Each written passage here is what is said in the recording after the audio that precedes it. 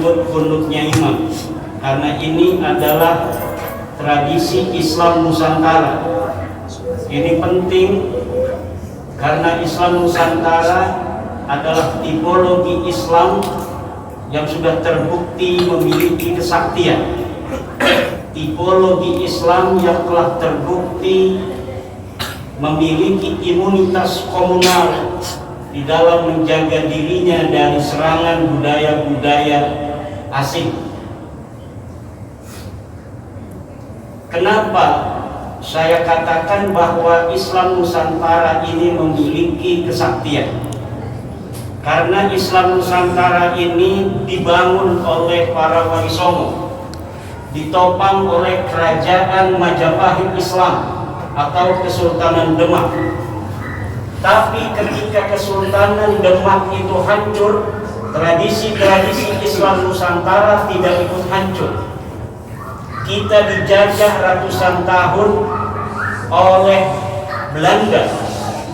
Tapi ketika Belanda pergi, tidak ada budaya-budaya Belanda diasimilasi dalam tradisi-tradisi keagamaan Islam Nusantara. Bahkan posisi ulama-ulama Nusantara hubungannya dengan Belanda adalah posisi oposisi diametral. Tidak ada ulama-ulama Nusantara yang mau bekerja sama dengan Belanda. Tidak ada ulama-ulama Nusantara yang muktabar yang mau jadi mufti Belanda.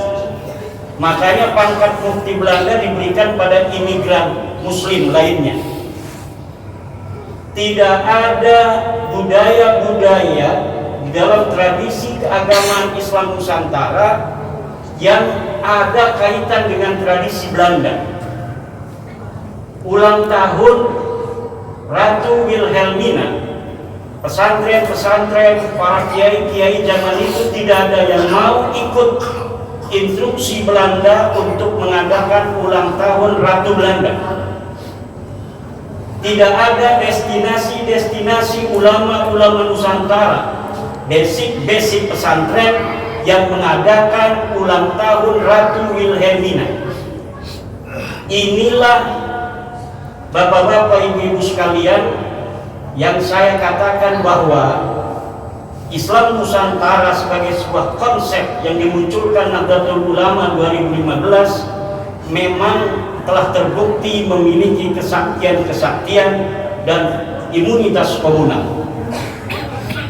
Bahkan tahun 1927 Muktamar NU itu masih mengambil sebuah keputusan muktamar bahwa menggunakan dasi, celana panjang, jas itu hukumnya haram. Kenapa haram? Karena ini tasyabuh dengan Belanda. Ini adalah upaya perlawanan dari kalangan Nahdiyin ketika itu kepada hegemoni penjajahan Belanda. Tahun 40-an Kiai Wahid Hasim mendobrak keputusan itu. Beliau menggunakan jas, menggunakan dasi, menggunakan celana panjang. Ansor-ansor kita pada ikut Kiai Wahid Hasim. Akhirnya pada Kombes di Kudus Ansor itu Kiai Asnawi Kudus marah-marah di arena Kombes karena anak-anak NU yang dari Ansor pakai celana panjang. Setelah merdeka tahun 50-an, Kiai Saifuddin Juri bertemu dengan Kiai Asnawi Kudus. Dalam keadaan Kiai Saifuddin Juri menggunakan jas yang rapi, dasi dan celana panjang. Ketakutan Kiai Saifuddin Juri, jangan-jangan nanti saya dimarahin lagi, kayak seperti Kombes Ansor tahun 38 itu. Ternyata kata Kiai Asnawi Kudus, dulu saya haramkan menggunakan dasi, jas dan celana panjang karena tasabuh bil kufar, tasabuh dengan Belanda. Kalau sekarang menggunakan celana panjang itu bukan tasabuh dengan Belanda, tapi tasabuh dengan Kiai Wahid Hasyim dan Insinyur Soekarno. Akhirnya dihalalkan. Itu kama qala Syekh Asnawi Kudus. Setelah merdeka pula, ajaran-ajaran Nahdlatul Ulama yang merupakan kristalisasi pelembagaan dari ajaran-ajaran Wali Songo yang kemudian di 2015 kita kenal juga dengan istilah Islam Nusantara, telah mampu beriringan dengan Pancasila dalam menciptakan bangsa dan negara Indonesia dalam ketentraman yang tiada tara. Memang ada beberapa masalah di sana, tetapi relatif semua itu bisa untuk ditangani oleh kebangsaan kita yang mayoritas muslimnya adalah Muslim Nahdlatul Ulama, Muslim Islam Nusantara, Muslim daripada ajaran-ajaran Wali Songo. Maka ketika kita hari ini ingin ikut serta dalam rangka menjaga ketertiban dunia, sudah saatnya Nahdlatul Ulama membawa konsep Islam Nusantara ini bukan hanya ke level nasional, tapi juga go internasional. Sudah saatnya Nahdlatul Ulama tablighu mafahimi Islam Nusantara ila jami'i anha'il alam, untuk menyebarkan konsep Islam Nusantara ini ke seluruh semesta raya. Kita ajak seluruh agama-agama di dunia agar mempunyai konsep yang sama dengan Nahdlatul Ulama, yaitu dasar tawassul, tawazzun dan i'tidal. Dan kita ajak seluruh konsep-konsep dasar negara di dunia ini untuk mengikuti konsep dasar Pancasila, di mana seluruh agama, seluruh etnis dan suku di dalamnya dilindungi oleh bangsa negara itu sendiri.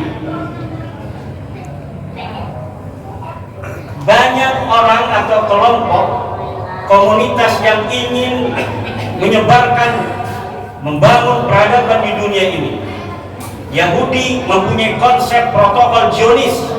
Dia ingin mengembangkan peradaban dunia menurut konsep Yahudi.